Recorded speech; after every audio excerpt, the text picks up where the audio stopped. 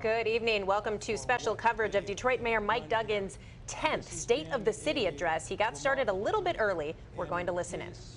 Bill Ford, Ford and Detroit have a very long history. In fact, Bill Ford's family at one point lived in this neighborhood. So when he came back, he knew what it meant. And Jim Farley, the CEO, who I will predict will end up going down as one of the great CEOs in automotive history, not only did he live in Detroit, but on the weekends, he works at a homeless center near here. He's just Jim. He goes in, nobody knows who he is, and he just serves people because that's who he is at his core. And so you can imagine the problem of a huge company bringing thousands of employees into an established neighborhood. In places around the country, that would be a difficult thing. But with Bill Ford and Jim Farley, I didn't have to explain to them what it meant to be respectful of the people in this neighborhood. They had it in their hearts. And so let's give a big hand to Bill Ford, Jim Farley, and the Ford Motor Company.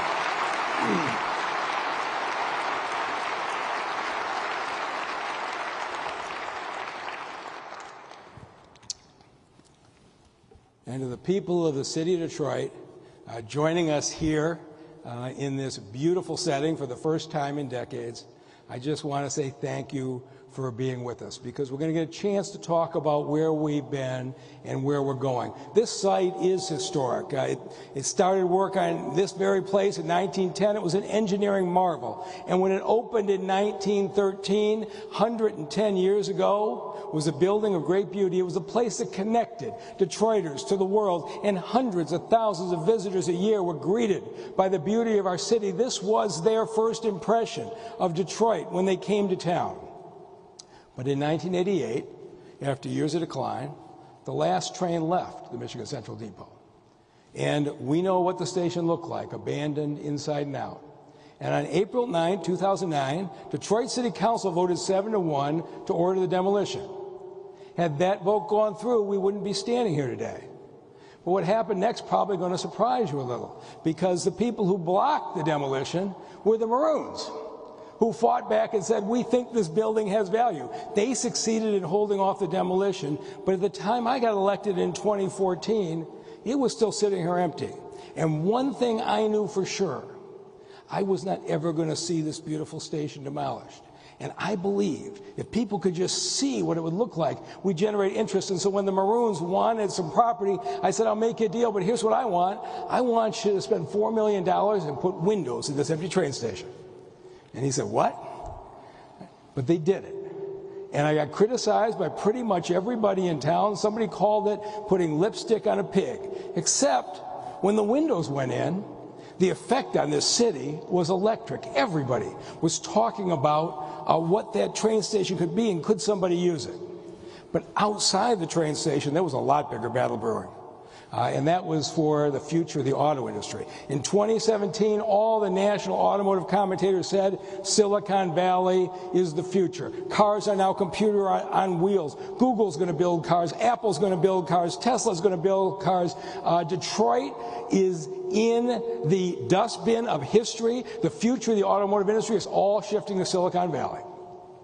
But I came in singularly focused to say I'm going to do everything I can to make sure that doesn't happen. And we fought back every step of the way.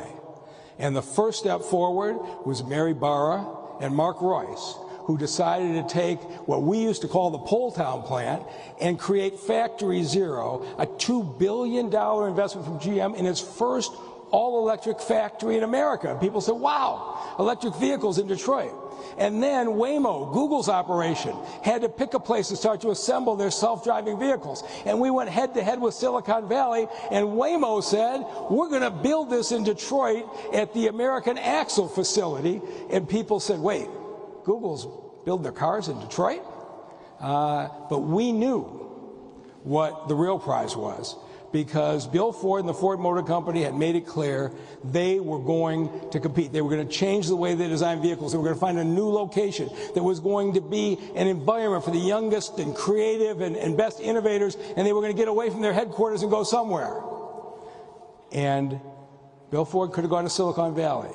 He could have gone to Ann Arbor. But he picked right here in the city of Detroit. And he didn't just build one building, he's building a campus. Next door, that building under the arrow is an innovation center. It's not just for Ford employees. Any startup, any mobility company can come in there. Ford's got this idea that you collaborate with the other companies. And you see that yellow road there, that's 14th Street?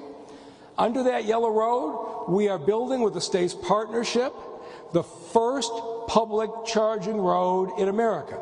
It's going to use the technology that does wireless charging on your iPhone. The coils in that picture are going to go underneath, which means that when you park your car there or drive your car there, your electric car will recharge while it's on the street.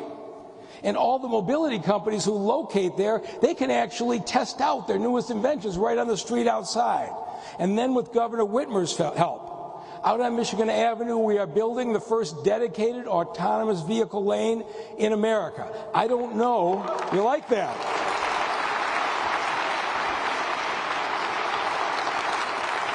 I don't know when the feds are going to make declare it safe enough, but I do know this: when they do open it, this will be the first line, and it'll be filled with Cruise Origins built at Factory Zero in the city of Detroit, and Waymo self-driving vehicles in the city of Detroit, in America's first automated vehicle lane. And so all those national pundits who were saying you're going to Silicon Valley, the auto industry. Well, now with Stellantis moving to National Jeeps, here's what they're saying. Detroit the next Silicon Valley. How Detroit passed Silicon Valley. Detroit rising from the ashes. And here's last month's Newsweek. U.S. automakers aim to make Detroit the next Silicon Valley. We took them on head-to-head, and we're building the future right here in the city of Detroit. But here's what's different about planning in Detroit today. We don't just plan one building. We plan a whole neighborhood. And we do it through a community benefits process where the neighbors get to approve the plan. We're building a cork town for everyone, 600 new units of affordable housing. We've got 48 units being built right now in left field of Old Tiger Stadium. You can see Cliff Brown building a 78-unit apartment complex. You see how close it is to the station. This is the neighborhood that we're building. Our longtime residents who lived in Section 8 in Clement Kearns Gardens and were afraid they were going to be pushed out, we are building them all new facilities, guaranteeing that all the residents who are there can move into the beautiful new buildings with no rent increase. That's the neighborhood that we are building. And as Ford comes in, we are doubling the number of Section 8 housing in the neighborhood. There is not another city in the country that does that, because this is what we want to do. And every time I see Jim Farley, he says, don't forget, our building is the gateway to Southwest Detroit. So I'm proud of the fact we took Bagley down behind the train station and built it into this new beautiful streetscape. And that we are helping start new businesses like AGI Construction to create Tech Hub right here in the neighborhood. And that the Detroit Hispanic Development Corporation's Phantasma Market is here spotlighting local entrepreneurs, products, and services. We can bring in new people while still embracing those who were already here. And we're not just doing this in Corktown. I will always be appreciative of those 250 families who hosted me in 2013 in their homes and talked about our neighborhood used to be so nice. We used to have street lights. There weren't all these abandoned buildings. And I said to them, I really do believe every neighborhood has a future. And the folks who hosted me and who believed, who stayed in their homes, it seemed impossible. 40,000 vacant houses we had to knock down.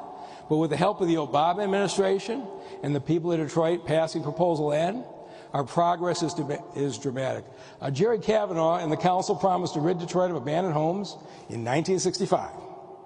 And here we are 60 years later, and I won't tell you we're at the end, but we've reached the beginning of the end. And here's why I say that. The land bank owned 47,000 vacant houses when I got here. Today, they own 7,000. And how did we do it? We knocked down 24,000, but we sold and rehabbed 16,000. We had lots of good houses in this community. And last year, we reached a tipping point I've been waiting for a long time. We actually rehab more houses than we demolished. Can you imagine that? The value in the city is now in moving in, not in moving out. Selling $200 a month at buildingdetroit.org, and you know how I love these pictures. But I am so much more proud of the houses we save than the houses we knock down. Isn't it great? And on Prairie, how it looked and how it looks today. And on Livernois, it looked like that. And I was really glad to join the Barajas family on their first day moving in. This is what we have done 16,000 times. So we will be through the land bank 7,000 abandoned houses sometime next year. But we still got private abandoned houses. We've got 5,000 more, and we're going to start to move on more and more to those. They're more legally complicated, but if you live next door to a vacant house, there's people going in and out, you're afraid that house is going to catch on fire and spread to your house. You actually don't care if the land bank owns it or it's in a private owner. You just want to be safe. And so we are going to now move this year and next year into dealing with these private homes with the goal of getting every vacant house out of the city by the end of 2025. But the blight efforts did something really amazing.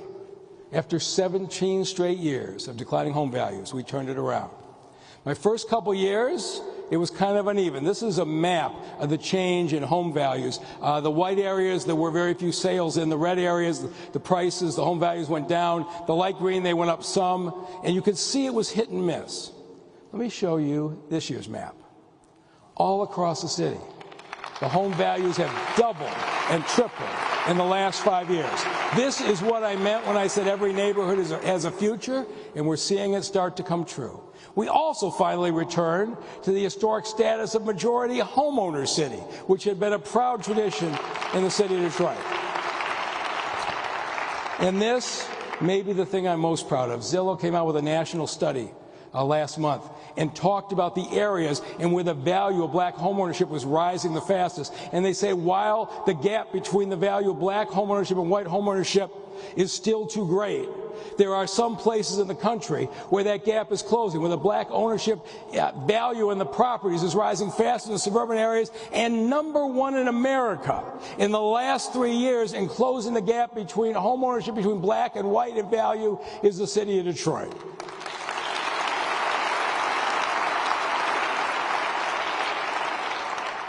So I'd like to tell you, we're all set, right? The job is finished? Oh no, we're just getting started.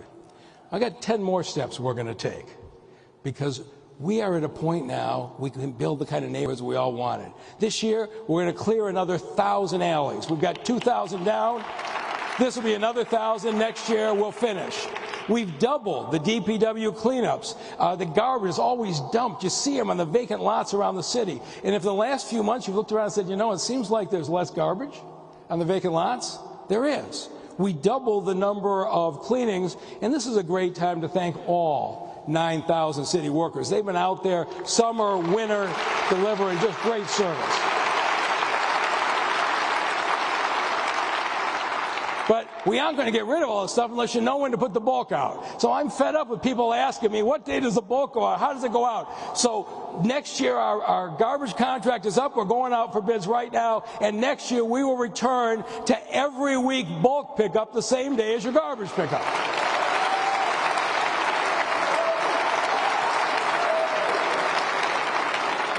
We're going to spend $25 million to replace 70,000 broken sidewalk slabs. Ordinarily, that's the responsibility of the homeowner, but we got so many vacant lots with so many busted sidewalks, and to say to the children, the seniors, and disabled, we can't do anything about it. We're going to start today. We're going to expand the neighborhood beautification program. And I know there are people in this community who like the mayor and the council to fight. This is an interesting council. I've never had a council where so many council members have so many ideas they want to get done.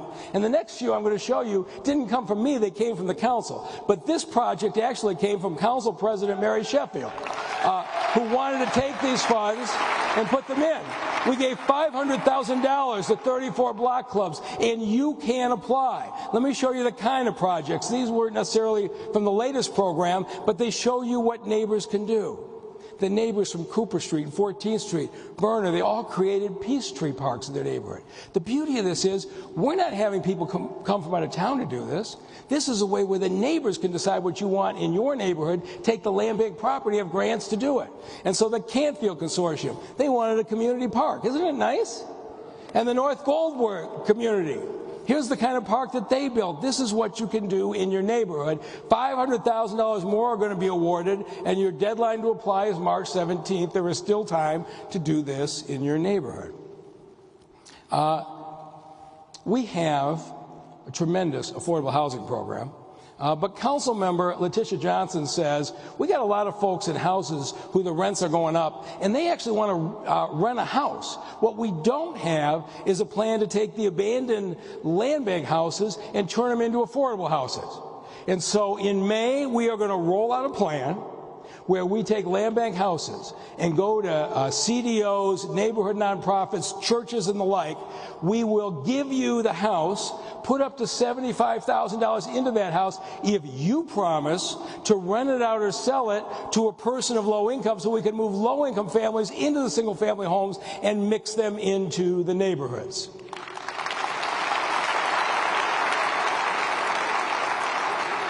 And then Scott Benson, he calls it efficient transfer of wealth. Other people call it tangled titles, but everybody in this room is going to know what I'm talking about. You live in a house and your parents or your grandparents left it for you, except they never actually put it through probate. And you don't technically have the title. And it can be really difficult to get a mortgage or to sell the house. And so what Councilman Benson is proposing is that when the heirs agree, the city will provide legal services. We'll be your lawyer, get that title cleared up, so that when you've earned that wealth, you can pass it on and you can keep it. And beyond that, we'll provide educational materials so other families can do it. We have this huge buildup in the value of the property values in our houses. Let's make sure that they're passed on to the next generation.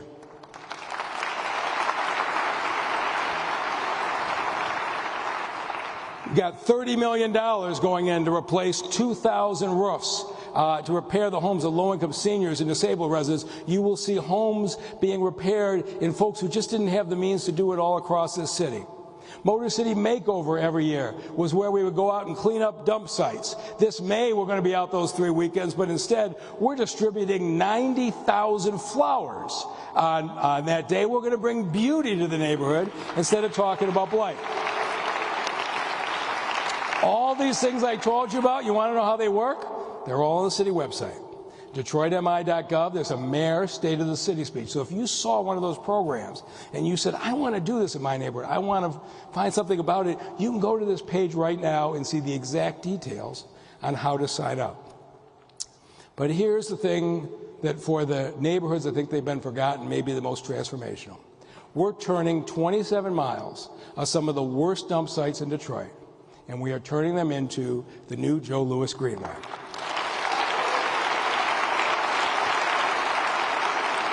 These are neighborhoods that backed up to abandoned railway right-of-ways and tires and garbage for years, and now this is what they're going to get in their backyards.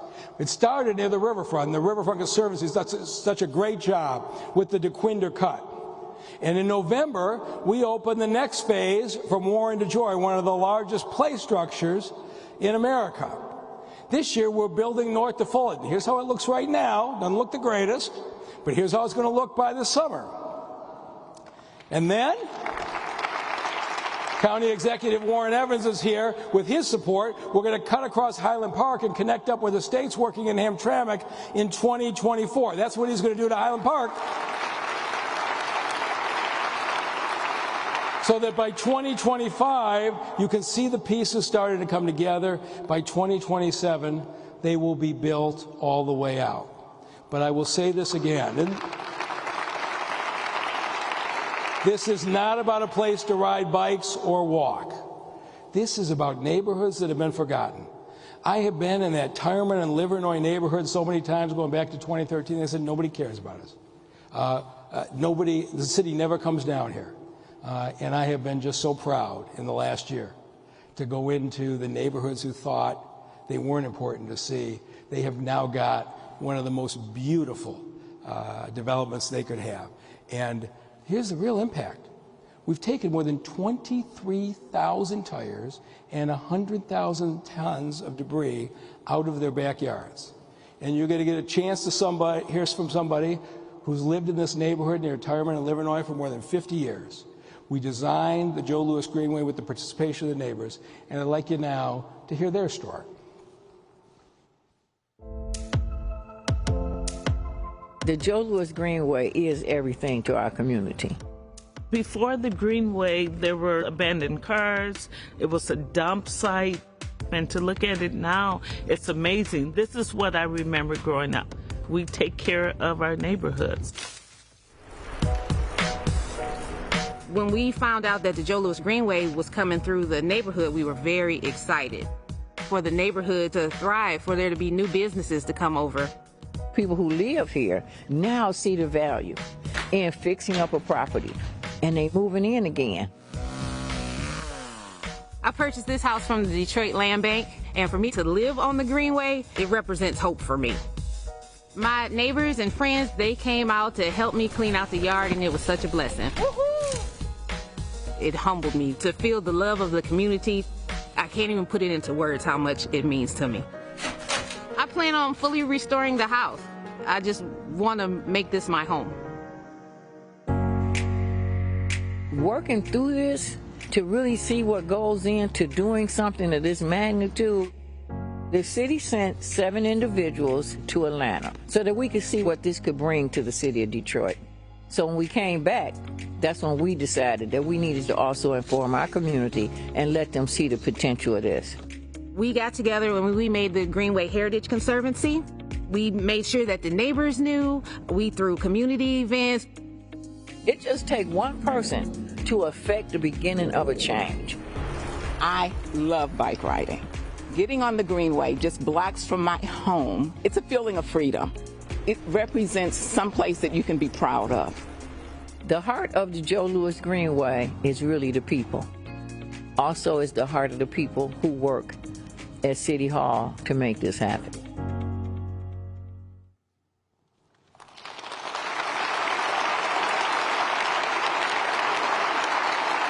So for how many years have you heard people say all the investment is downtown and midtown? Now there's hundreds of millions of dollars going into the neighborhoods where it should be, and it's an exciting time to be here. But the most important thing we can do for every neighborhood is to make them safer. And our shootings are dropping from their COVID surge peak, but they're not fast enough.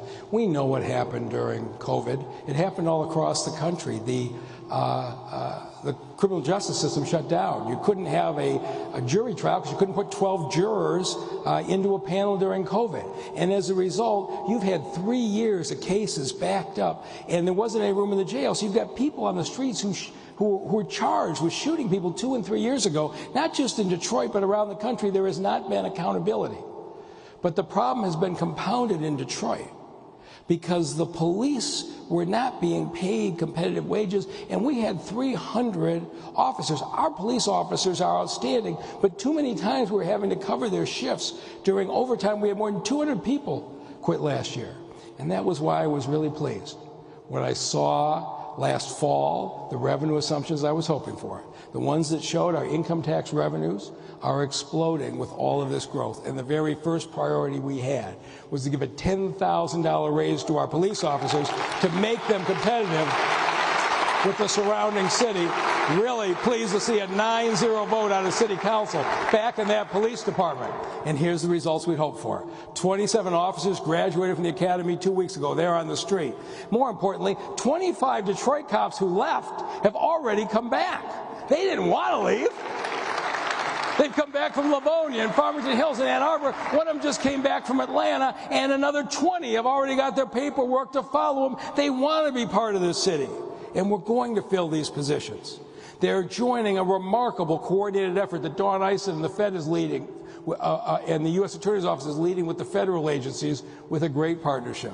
And this afternoon, I just left a group led by County Executive Warren Evans. That backlog in the cases, we have to get it solved. It's not anybody's fault, but if you could see how well The entire system is coming together. The county executive, Prosecutor Worthy, Chief Judge Bill McConaughey at 36th District Court has been phenomenal, and now the new Chief Judge of the Circuit Court, Patricia Frazari, has jumped into this to solve it, along with Chief White, Ray Washington, the sheriff, the clerk, Kathy Garrett, and the state corrections director. But here's what they're all committed to do: a prompt and fair adjudication of all those pending cases to get rid of the backlog. Those steps are all important. But here's the question that we have to ask. The kind of violence that we are seeing here it's just hard to get your mind around. Two guys beefing with each other, and this is what it so often is. One of them decides to drive down a neighborhood street at 9 in the morning to shoot at the person he's beefing with. Of course, misses his target, hits a 2-year-old girl, hits a 55-year-old neighbor who happened to be fixing his car. And by the grace of God, the two of them both fully recovered. But you're saying, what is going on? Two teenagers beefing on social media. They go up to a gas station and one kills a 15-year-old. Over what? You have two neighbors beefing about the parties that are going on at the houses, and finally one of the neighbors goes in with an automatic and shoots 6 people into the house at the neighbor's party. And here's what these things have in common. We don't care enough about each other. We don't value each other enough to say we're not going to take a life for that. And the Detroit police are very good at taking the gun out of the shooter's hands, but they don't have the ability to take the anger out of the shooter's hearts. And an interesting thing happened during our effort to get ShotSpotter in place, which is an important tool to know immediately where the shots are fired. But some of the community groups came to me and said, this ShotSpotter is great, but you need something more. That's after the gun's been fired. You need me. I'm a shot stopper. I said, really? Is that possible? Is it possible you get community groups to intervene to be shot stoppers? And so we're going to give it a try. We're going to partner with community activist groups with history of gun violence, and we're going to give them targeted areas. And I want to thank Councilman Fred Durhall and his Violent Crime Task Force for their effort on this. But here's what we're going to do. We're going to try this in a way nobody has. We're going to say to the group, if you want to bid on this, you pick an area. 3 to 4 miles. This is the map of the city. The red zones are the violent zones. We know this. Not every neighborhood has a significant violence problem. There's a handful of concentrated areas, but if you look back 5 years, Todd Bedison says it's the same neighborhoods. What if we took groups that are from that neighborhood, that know the history, know the families, know the dispute, know the trauma that folks have lived there? Could they reach out and diffuse some of this? Whether it's the west side, or you pick a neighborhood on your east side. This is what we're going to try. And I don't know if it's going to work, but we're going to try to do this by holding these groups accountable for their own theory. And so tomorrow, we're releasing proposals to spend up to $10 million on the folks that we're calling shot stoppers. And if you want to get together with a group of others in your particular neighborhood, because you have the strength, you can put in a proposal and pick your gun violence zone. Where do you have the strongest ties? Where do you think you can have the most impact? And we're going to measure you on whether the shootings go up or down. We'll give you time, a 2-year contract at $700,000 a year, so that you can get embedded. And here's the other thing. If your shootings go down, we'll give you another $700,000 a year to expand your programs. You succeed, and you get more funds. And so we're going to see this play out where I believe, our strongest, most tied-in groups will take responsibility for an area. What happens if you get the police and the courts and the community activists working together? Can we change the hearts? Can we diffuse the anger in some of these neighborhoods? This is what we're going to try in the next year.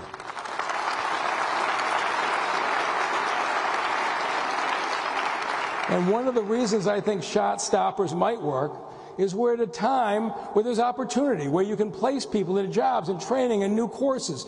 We've got 8,400 jobs open today, and half of them don't need college. Detroit today has the lowest unemployment rate in more than 20 years, the lowest poverty rate in 17 years. And this is what I would say to our citizens: we need every one of you, because here's how far we've come in a decade. In 2012, the Bureau of Labor Statistics said we had 48,000 unemployed Detroiters, and we have 4,000 openings. In 2012, there were 12 job seekers for every job. I don't care how bad you wanted to work in 2012. You couldn't find a job in the city then. But 10 years later, here's the last number from last year. 17,000 unemployed, 9,000 job vacancies. There's 2 job seekers for every job.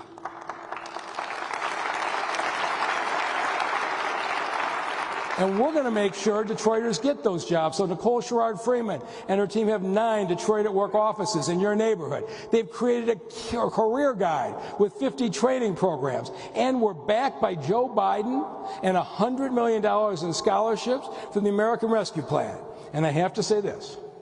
I never in my life thought that the president would call me and ask me to come to the Oval Office to talk about how to do city rescue packages. But I got a chance to help design this. And then just last month, Gene Sperling, the top advisor, came in and said the City of Detroit Scholarship Program, the White House is looking at as a national model. We are going to make sure our residents get these opportunities. And so if you need a literacy class, you want to learn to read, not only will we give you the classes, we'll pay you $200 a week to learn to read, either going into class or you can do it from home and we'll provide you the laptop. If you don't have a high school degree, you can make up to $200 a week taking your classes. Your earnings power are so much greater. 100 have already graduated. These are exciting events. Our Skills for Life scholars are training right now for jobs at $17 to $25 an hour in the 50 different training programs.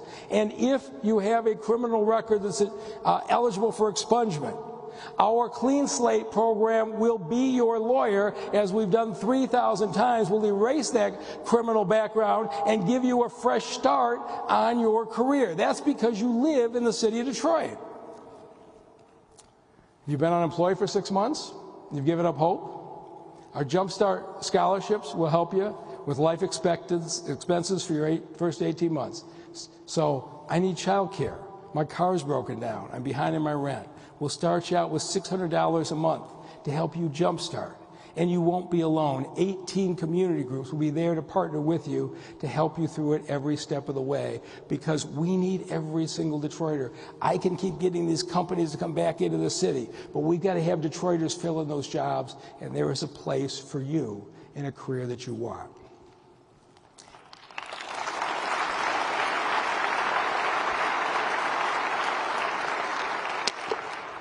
And the credit, again, goes to council members, Coleman Young II and Mary Waters. They were the ones that first came with this to me and wanted to have this program.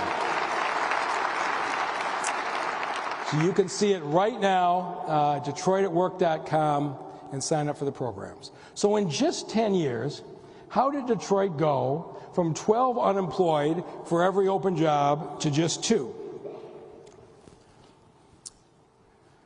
Well, we brought thousands of jobs back into the city. The Fiat Chrysler plant alone brought more than 4,000 jobs, good-paying jobs with benefits. 1,000 workers now at GM's Factory Zero. 1,200 new jobs at Amazon. They started hiring last month at the state fairgrounds. Thousands more at the other auto suppliers that came in to support the GM and Chrysler and Ford assembly plants. In healthcare, Henry Ford continues to expand and hire. We're bringing the tech jobs into the city. Banking and financial services, and I'm so appreciative of Gary Torgo, who moved the Huntington Bank headquarters and the Huntington jobs into the city, providing thousands more opportunity, food, hospitality, and thousands of jobs in construction. We had to beat out other cities and states every single time. And I want to talk to you tonight about how we do that. And I want to talk about tax abatements, because it's been a central part of our strategy, and it's going to need to be going forward. And I know in State of the City, you don't supposed to talk about tax policy, but I think people of the city need to understand how it works. And so here's the truth. Without abatements, we've got the highest commercial effective tax rate in the country, nearly twice as high in the suburbs. If you own a house, you're a homeowner, you have an abatement. It's your personal residence exemption. It might be an NEZ exemption. If you're below the poverty level in Detroit, you have a full abatement and a HOPE exemption. But here's what the businesses who are looking to locate are facing every day. They can go to Troy and pay 50 mills, Auburn Hills and pay 53, or Detroit and pay 87. There is a reason why Detroit was not succeeding for so long. But here's a fact check. You hear people say, oh, they got money to give to the billionaires. Why can't they put it in this neighborhood? No, that's not true. We don't give any money. We don't give any cash. A tax abatement is a discount. So you build a new business, you're going to have new taxes. We just give you a discount on the new taxes that you're going to pay. If we don't give you a discount, every single time the company comes down to it, they're going to look and say, I can be a lot better off in another community. Tax incentives turn the abandoned Cadillac stamping into the new Lear seating plant. They turn the abandoned Kettering School into the Dakota Dashboard Factory with 500 jobs today. They helped turn the 40-year abandoned Hudson site into what Dan Gilbert is now building as the second tallest building in Michigan. And this long abandoned storefront on McNichols was turned into Marcus Jones's new Detroit pizza bar because he had the advantage of the incentives. And this 40-year abandoned apartment building on Marlboro is now new and filled because of incentives. And this isn't new. Tax abatements have been needed to bring jobs back to Detroit for decades. And here's what Mayor Coleman Young said. In 1981, he was running for his third term for re-election against Perry Kozlowski, the guy he labeled Perry Who. And throughout that campaign, Perry Kozlowski said, Mayor Young's giving all these tax abatements away to millionaires. And here's what Coleman Young said in 1981. I make no apologies for tax abatements. The 116 companies that have received abatements have invested nearly $500 million of their own money in Detroit. And of even greater importance, I believe, are the 3,000 new jobs we brought to Detroit. 40 years ago, Coleman Young understood that when you have a good-paying company with good-paying jobs and benefits, every city and state wants them. This is hand-to-hand combat to get these companies into Detroit so that our residents can get them, and nothing has changed today. And I want to show you where we would be without those incentives. Those buildings I just showed you, does this look familiar? This is Detroit 10 years ago. That's how all those buildings looked. And here's how they look today, with thousands of new jobs back in the city.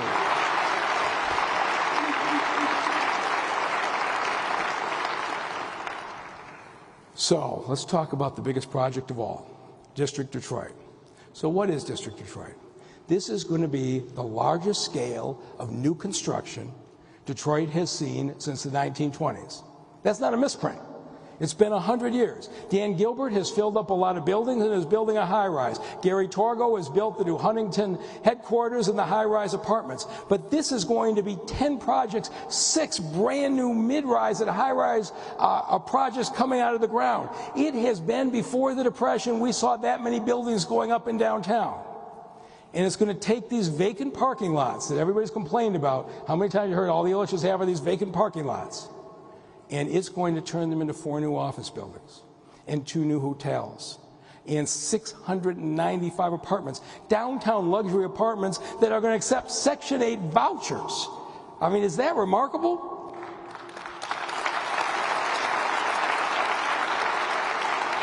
So the Illiches have finished a number of new buildings in District Detroit, but they realized for something of this magnitude, you need a whole different level of developer. And so they went to a fella who is America's largest developer, Stephen Ross. You want to know about Stephen Ross? He grew up on LaSalle Street near McNichols in the city of Detroit.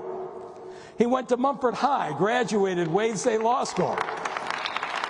All right, Marshall Bullock is clapping somewhere. All right. He left Detroit in his 20s and started a new affordable housing real estate business, and today that company he started is America's largest real estate development group, the Related Companies. He's who's coming back. But when he came back, he didn't come back starting with development.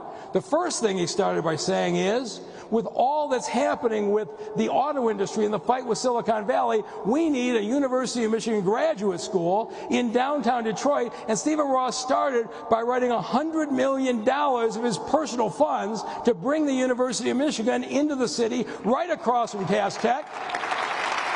No abatements, no incentives.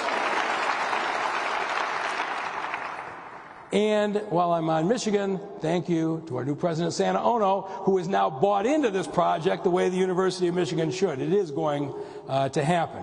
So when it's fully built, what does it mean?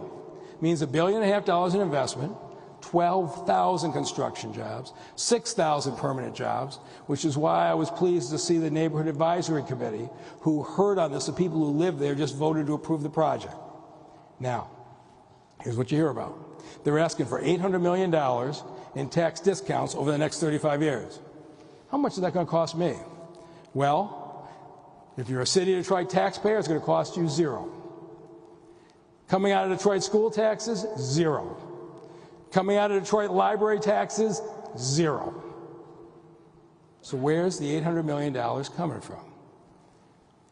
Well, $400 million of it is coming to taxes that get paid to the Downtown Development Authority, which by state law, those taxes cannot be used outside of Detroit. They can't be used in the neighborhood for the general fund. You might say, well, gee, that must be something new, right? We're being mayor and council now being criticized. In fact, it's been that way since 1975. In 1975, Mayor Coleman Young convinced Lansing to pass the Downtown Development Act to capture the property taxes downtown, because he looked out and saw the city built out, and he said the city of Detroit is never going to be able to survive on the property taxes. They're going the wrong way. The only way the city has a financial future is to get businesses here and build off the income taxes, and that's why he passed the legislation. So 40 years later, was his vision right? Well, here are this year's budgeted revenues: $135 million in city property taxes and $395 million in city income taxes. 40 years later, we continue to benefit from a mayor who had the foresight to put the community first in spite of the criticism.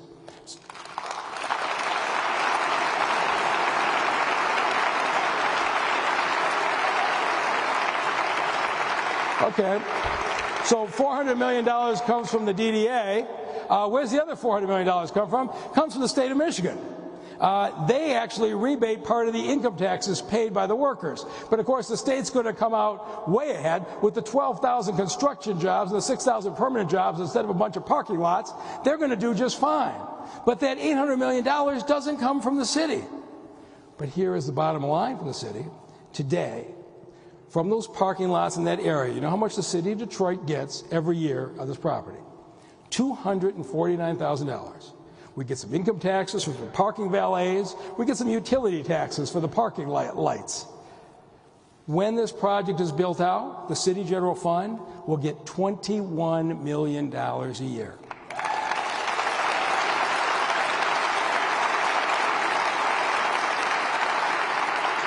And that is the money that we can put into the police and the parks and the community programs. It'll be there for the general fund.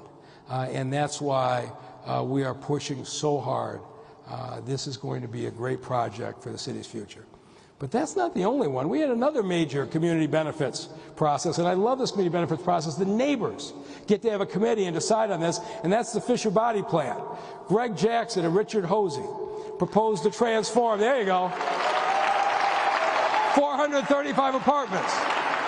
Largest black real estate development in the city's history. They went through the same process, met with the neighbors, and the neighbors on that project agreed as well. In August, City Council gave them unanimous support to move forward on this so that this beautiful project is going to be done by Detroiters for Detroiters.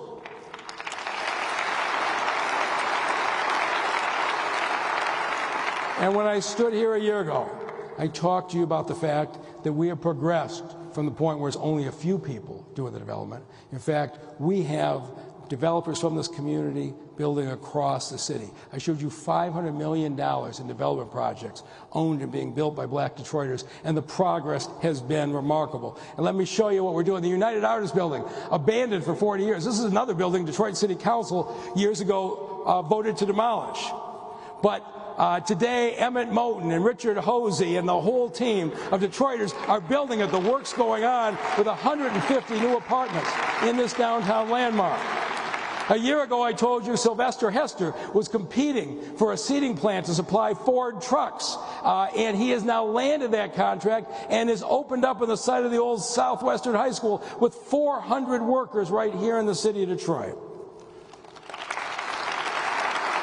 And this vacant lot at Garfield and John R., Sonia May's finished with 68 new apartments on that site. We told you a year ago there'd be a black-owned Detroit Food Commons promised for the North End. You can drive right up Woodward and see it. It's under construction and going to be open this year. And George Namdi and Rod Hardiman said we're going to take this vacant eyesore on Grand River and we're going to build affordable housing. And you can see the construction going on now to be built later this year. This is what is happening across the city. We have black ownership and black development rebuilding our community. And then there's new projects we haven't talked about. Amin Irving took this beautiful land on East Jefferson, and he's putting 150 units of affordable housing on the riverfront. So these developments help us pay for things that we've always wanted to do.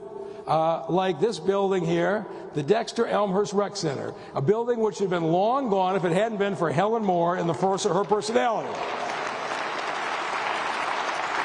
But she didn't have the resources to do what she wanted, but we came together and partnered.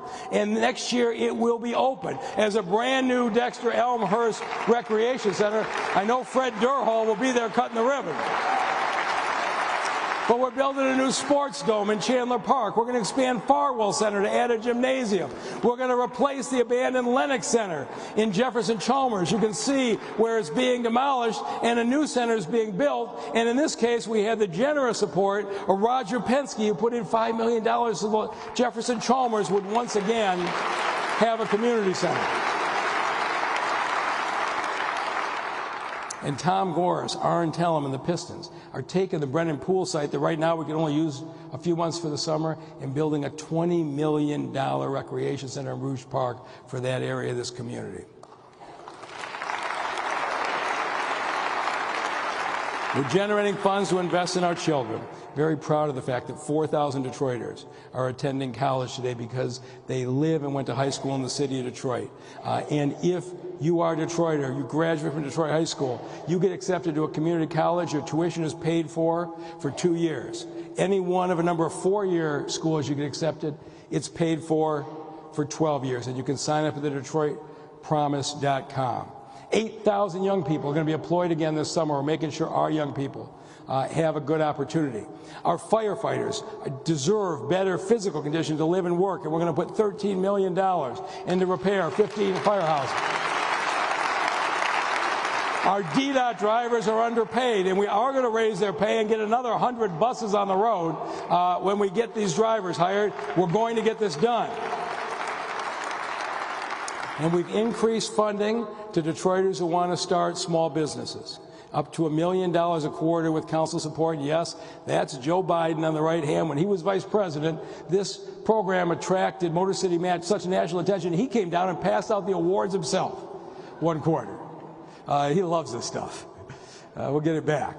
Now 144 businesses are open in the city through Motor City Match, 58 under construction, and 77% are minority owned.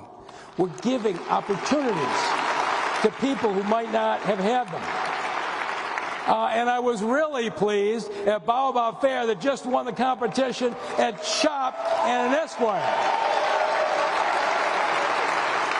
This is a company in a vacant building on Grand Boulevard and Woodward that had been empty for years and now is open because they had help from Motor City Match and now is attracting national attention. This is the kind of talent that we have in the city of Detroit, and Motor City Match is giving them the resources to pursue their dreams and making all of our lives richer as a result. We are also being intentional and making sure Detroiters have ownership in all new businesses, including cannabis. In 2008, the voters of Michigan legalized medical marijuana. And over 50 medical facilities opened in Detroit, but only 4 were opened by Detroiters. The marijuana stores were opened, the Detroiters were customers, and others were the owners taking the profits. And then, in 2018, the voters legalized recreational marijuana. Great, right? Except, you know who wrote the language and went on the ballot? It was the medical marijuana owners. And they said for 2 years, the only people who can get a recreational license are people who are already operating a medical marijuana facility.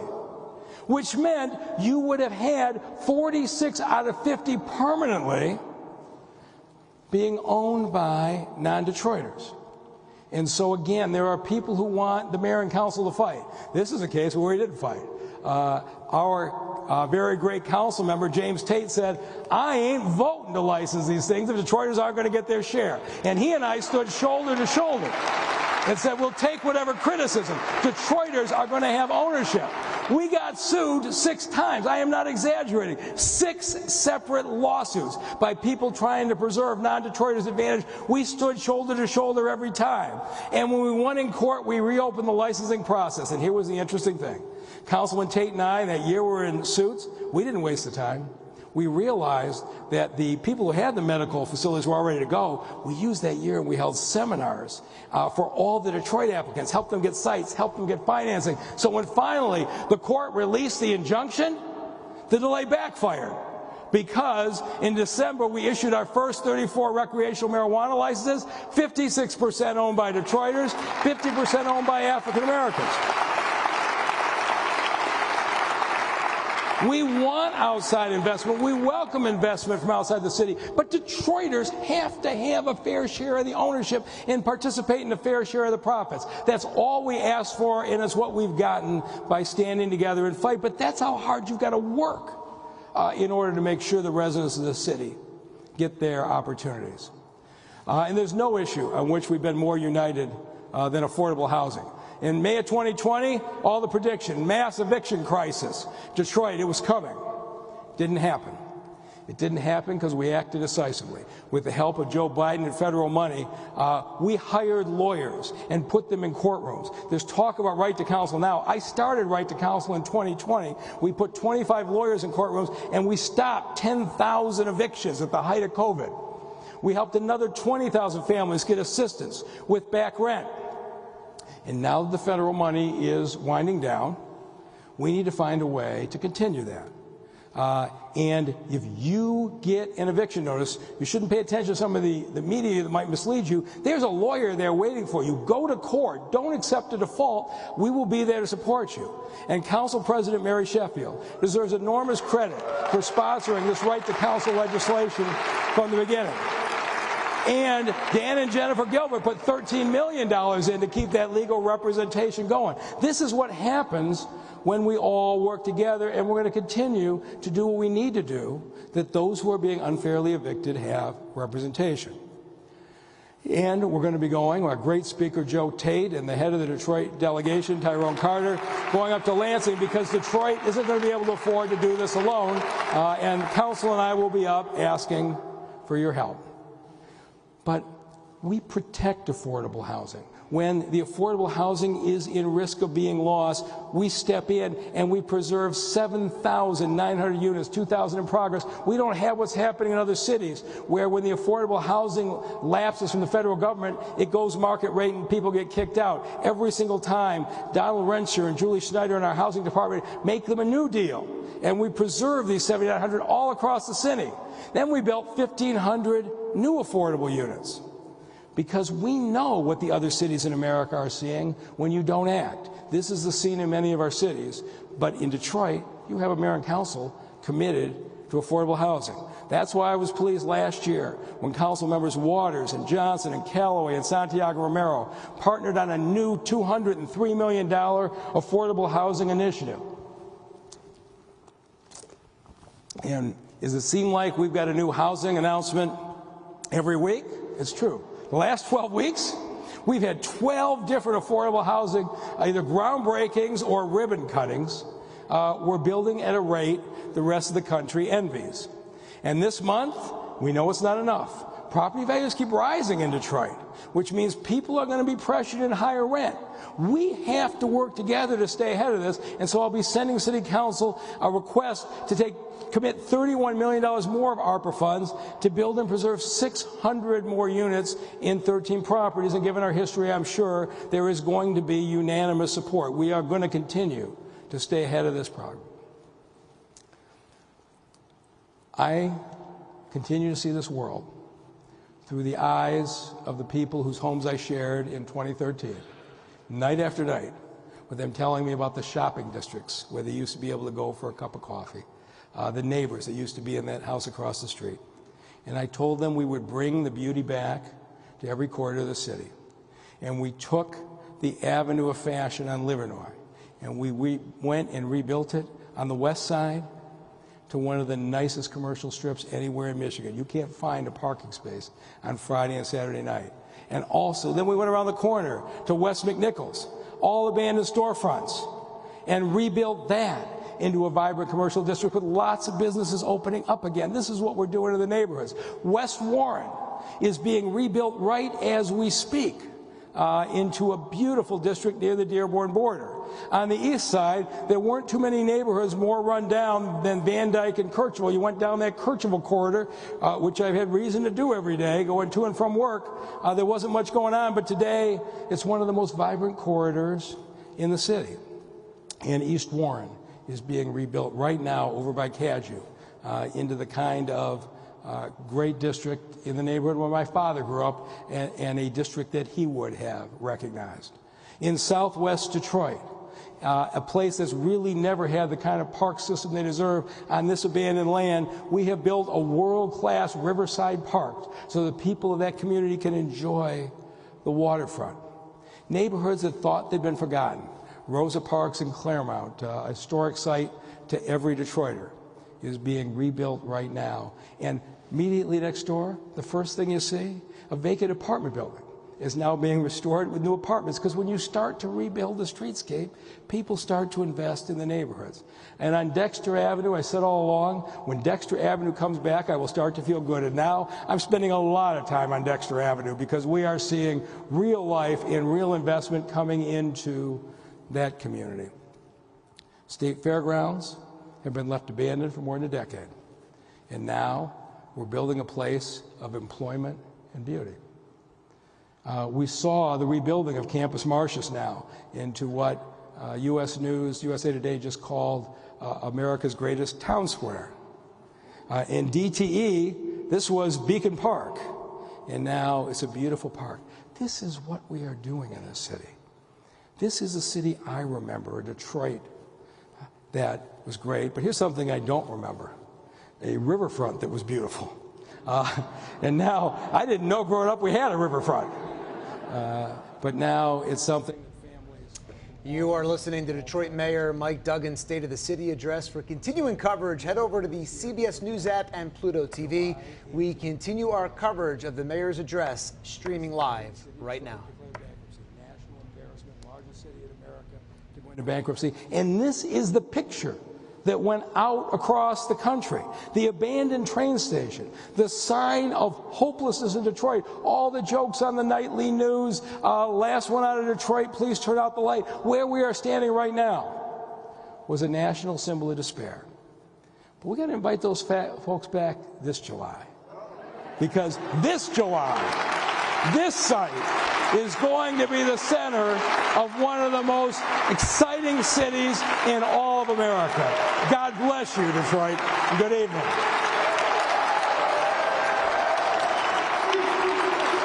All right. Thank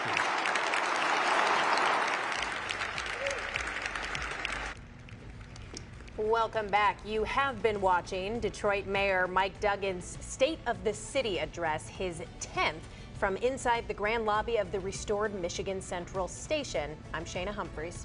And I'm Jeff Skaversky. We have continuing coverage of the State of the City speech, his 10th at the Michigan Central Station. We're joined by our two guests tonight. Right now, we're joined by Mailk Shabazz, the community Detroit activist. Thank you for joining us, as well as Sherry Gay-Dagnogo. I always have trouble with your name. I have trouble with my name too, no big deal, right? And so we heard the mayor's speech right there. He went on for just about an hour. Your initial thoughts of what he delivered to Detroiters tonight? I think there's some amazing nuggets that are in there. I think that the mayor has taken his lumps and realized that he really had to come back to his first commitment and promise of neighborhoods. And I think he's listened to a number of Detroiters, and not just people with big titles, people in the neighborhoods. And he's been intentional in engaging them and structuring many of the plans that I heard announced tonight. So the whole literacy piece and jobs, investing in businesses, addressing the issues of homelessness with the developments that we see. I think some work still needs to be done with the plan. A lot of money that's going into shot stoppers, but I understand the intent behind it. And perhaps Chief Godbee will come back and speak to this a little bit more on more concrete, actionable steps of how we address it. I think the investment in our police officers is huge, making sure that we recruit and bring them back, because we know we have the best training in the state of Michigan for our police officers, and often they are poached by all these other municipalities. But bringing them back, paying them more, respecting them, our firefighters, improving their conditions and where they live and where they work is very important, in addressing some of the needs that they have. I think there are a number of nuggets that exist that we can build on and see a brighter future for our neighborhoods. When it comes to investing in people, communities, and development, he did emphasize a number of times. He said it's not just about downtown or midtown, it is about the neighborhoods. Were you satisfied, Mailk, with what you heard on that part where he was emphasizing going into the neighborhoods? It's a good first step. We are in the neighborhoods, in the hood, we often call ourselves the need-mo people. We need mo. When you've been oppressed, recessed, and depressed as long as African Americans have been, and other people of color, and including poor whites, but nobody more than the black man, black woman, black child. We are grateful. This is good, but we need more. Keep it going. Turn up. Pump up the volume. It's all, and yes, the mayor, one thing I can say about this mayor, he does listen. He does listen. And a lot of this has been a long time coming. There are a lot of grassroots people that have been talking and pushing and prodding, and we're glad, and we're going to accept all of this. But again, we still need more. And somehow, we've got to transform the education system. She can tell you what the state of Michigan did to our public school system should be considered a crime against humanity. The $600 million over-assessing in property taxes. People, Detroit has lost their homes. Yes. When you lose your home, you lose your life. Families disintegrate. Now that we got, and we're glad, thank you, Big Gretch, we got her. We have a slight Democratic majority, thank you, in the Senate, and a slight one in the House. Give us residency. Bring it back, which destroyed the tax infrastructure of Detroit to hundreds of millions of dollars. Go back and look at the deal between Governor Engler and Mayor Archer, where we would not increase our taxes, city taxes, for 10 years, and he promised to give Detroit a certain amount of money. The same thing. The Engler administration reneged. And then the Granholm administration reneged. Governor Snyder admitted that the state owed us this money. Yes. But he did not give us the money. So these are some things that we want to see included. Well, the mayor says he's, going to help nonprofits renovate vacant homes for low-income families in May. Is that a big step in the right direction for more affordable housing? I mean, he said it there that homes have doubled and tripled in the city. He's working on a tax plan, a proposal there. Is that enough to get this going? Well, so I think that's a great start. But I want to go back to something that Minister Shabazz said earlier. Oftentimes in our community, it's giving the access, but also giving the support to get the paperwork done. What I do like about this administration is having everything centralized on the website to see how you can take advantage. But oftentimes our residents or organizations or small churches are intimidated by the process. How do I actually attain this? How do I actually apply to get the funding that is necessary to fix up the homes? So yes, there's some benefit to that. I think when it was like 7,000 homes that might be available that can be rehabbed. And so kudos and we celebrate Councilmember Letitia Johnson for envisioning that program. She's worked in the community. She's been a part of a community group, the president of a community group over in the Jeff Chalmers community. And so she knows full well what it takes to put these community groups in queue to get those resources, but now making sure that you have those resources that are available to show people the mechanics of how. That's a great start and a model that I think can be scaled. He did mention when it came to the cannabis licenses for recreational marijuana, yes, how there were some workshops, and they went over with people how to apply for this funding, how to fill out these forms. Is that the kind of program you would like to see across the board? Yes. Absolutely, and I have to give a salute to my Councilman James Tate, who really stood his ground with respect to making sure that Detroiters, long-term Detroiters, had access, making sure that African Americans had access. But yes, it's this type of support that making sure that you don't see. A lot of families have the benefit of taking over history of having a grandfather, a father who's been a business owner for years, and so they grew up as children in the process. When you come like me as a first-generation high school and college graduate, and your family hasn't owned a company or a corporation, you don't know the mechanics of filling out all of this paperwork. Right. And so having that support that is available for our community groups, this is a way to scale and franchise the leadership in our city in a way that the mom and pop shop, you know, the small community group, the small church can actually get in and do the work as long as they have the support. So yes, it's very similar to the cannabis support system that they had in play. Make sure that support is available for all the programs that exist that the mayor is talking about, even the Detroit at Work, even the scholarship program, even the literacy piece. We have a number of retired principals that came from DPS, a number of retired teachers that came from DPS. Why not empower them? They know how to teach children how to read. They shouldn't have to go through all of this paperwork, though, that sometimes is cumbersome. But if we give them the resources and the tools and the support, we can scale this work and accomplish it together. Right. After the break, we will be joined once again by former Detroit Police Chief Ralph Godbee. Stay tuned.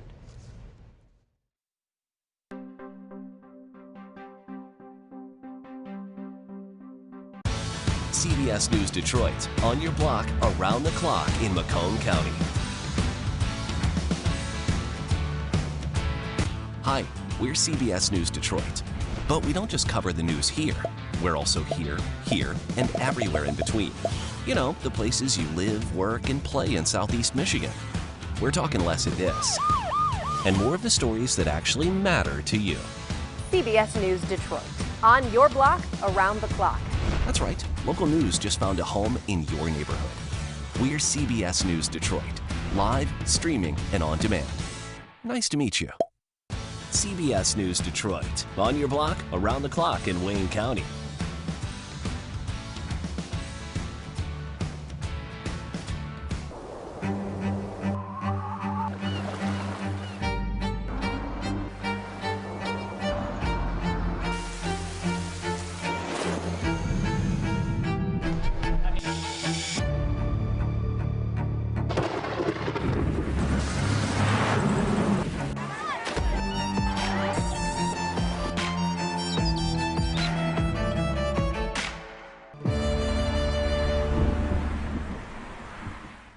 CBS News Detroit, on your block, around the clock in Monroe County.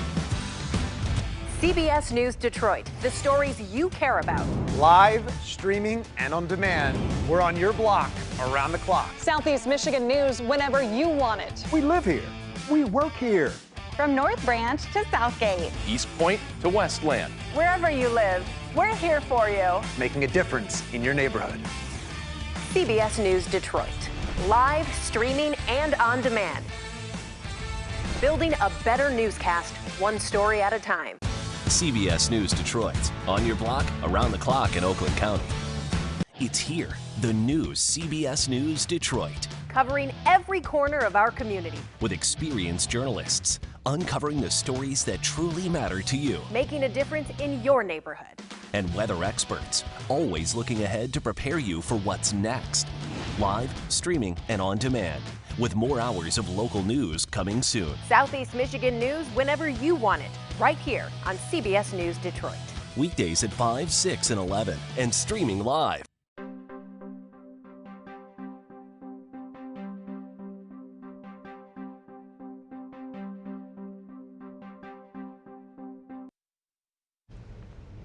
Welcome back. We're once again joined by former Detroit Police Chief Ralph Godbee, along with Sherry Gay-Dagnogo. And let's start with you, Ralph. When we look at this situation, what the mayor said tonight, giving the police officers a $10,000 raise, how much does that go a long way into helping the police officers, which have a very difficult job? I mean, you were in it for years. Well, I mean, for the officers' sake, I'm very happy for them. I think they deserve it. They're severely underpaid, underappreciated.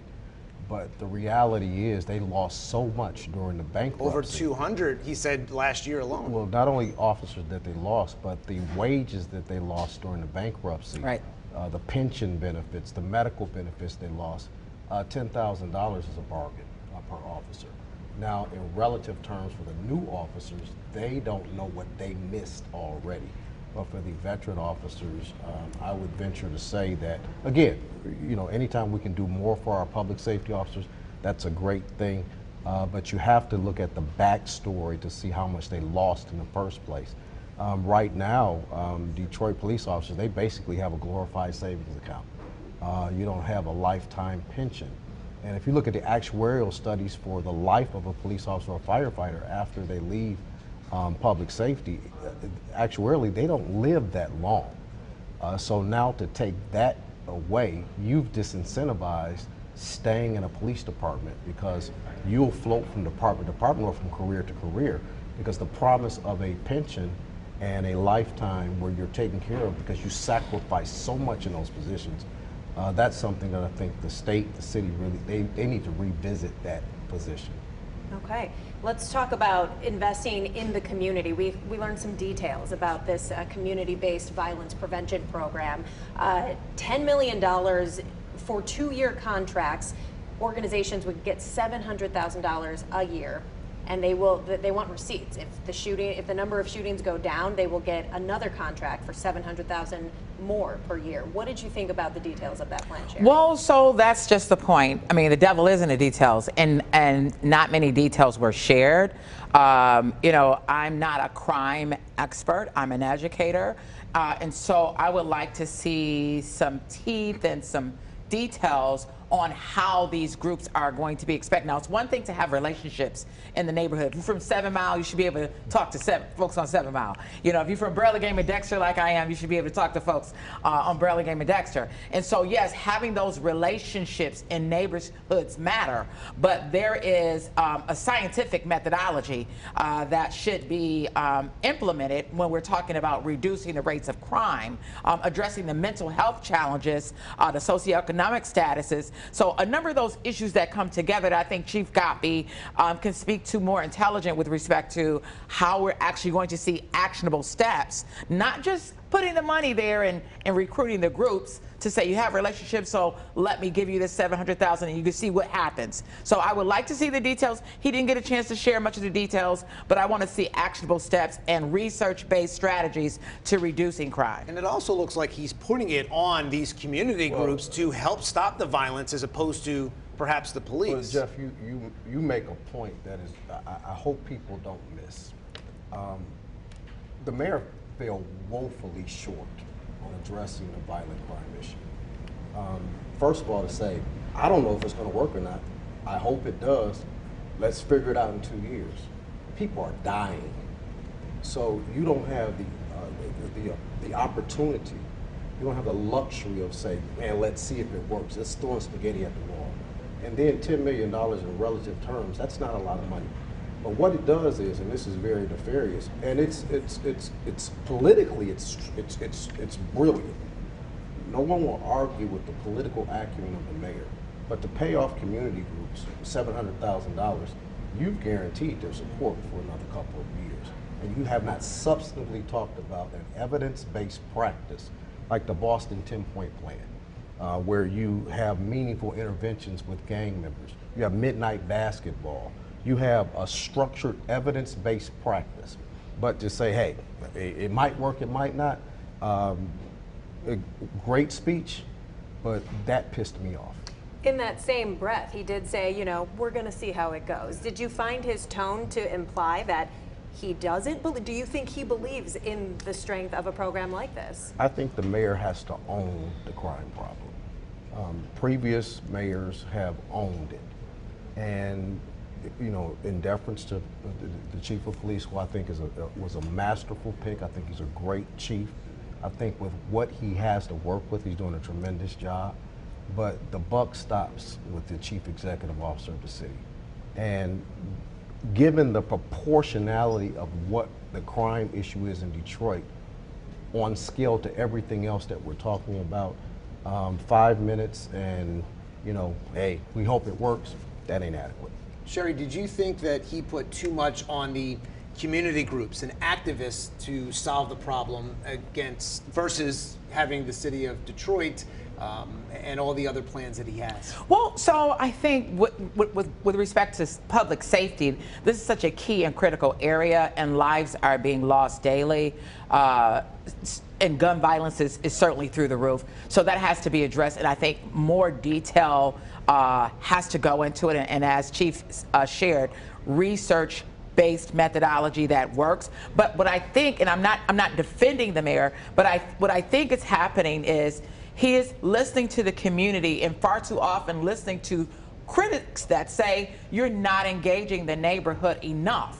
And so I think what we've seen a common theme tonight on recruiting folks to come into the literacy program, recruiting people for Detroit at Work, addressing and making sure that you have stakeholders in the community to address crime. I think these things are necessary. I think the public safety piece has to be flushed out a little bit more with more detail.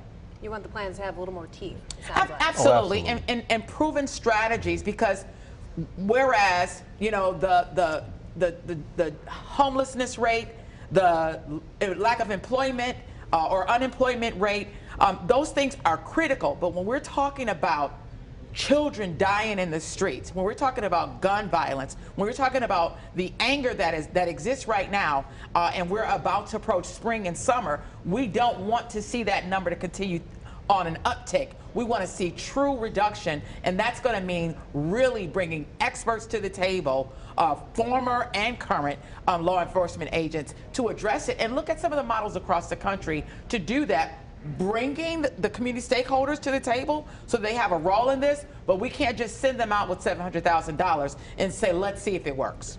Funding, employment, obviously this goes a long way in solving this issue. Did you hear enough to feel good about what he plans to do, not only to give the police an increase in pay, but firefighters as well as DDOT bus drivers? No, those things are laudable. I give the mayor credit for those, and those are critical issues, and those are critical employees to the success of Detroit.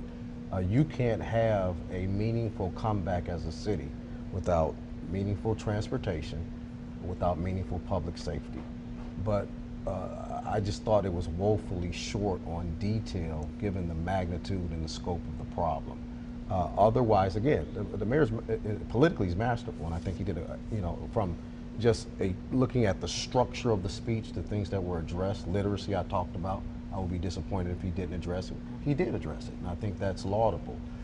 But I just, just being a former practitioner, I spent 25 years of my life, starting at 19 years old, with the Detroit Police Department. So that's something that I take a lot of pride in.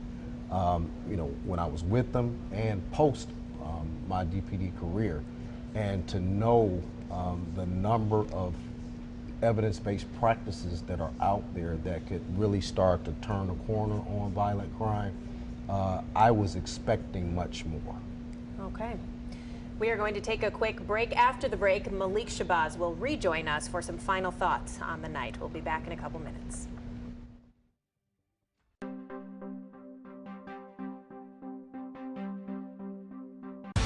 CBS News Detroit, on your block, around the clock in Macomb County. Hi, we're CBS News Detroit. But we don't just cover the news here. We're also here, and everywhere in between. You know, the places you live, work, and play in Southeast Michigan. We're talking less of this, and more of the stories that actually matter to you. CBS News Detroit. On your block, around the clock. That's right, local news just found a home in your neighborhood. We're CBS News Detroit, live, streaming, and on demand. Nice to meet you. CBS News Detroit, on your block, around the clock in Wayne County.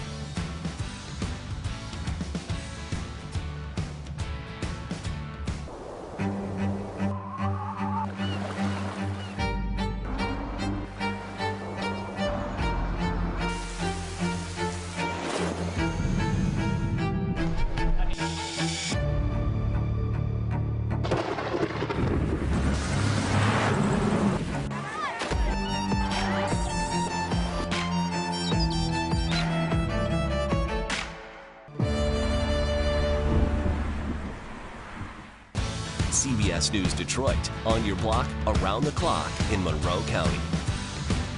CBS News Detroit, the stories you care about. Live, streaming, and on demand. We're on your block, around the clock. Southeast Michigan news whenever you want it. We live here. We work here. From North Branch to Southgate. East Point to Westland. Wherever you live, we're here for you. Making a difference in your neighborhood. CBS News Detroit, live, streaming, and on demand. Building a better newscast, one story at a time. CBS News Detroit, on your block, around the clock in Oakland County. It's here, the new CBS News Detroit. Covering every corner of our community. With experienced journalists, uncovering the stories that truly matter to you. Making a difference in your neighborhood. And weather experts, always looking ahead to prepare you for what's next. Live, streaming, and on demand, with more hours of local news coming soon. Southeast Michigan news whenever you want it, right here on CBS News Detroit. Weekdays at 5, 6, and 11, and streaming live.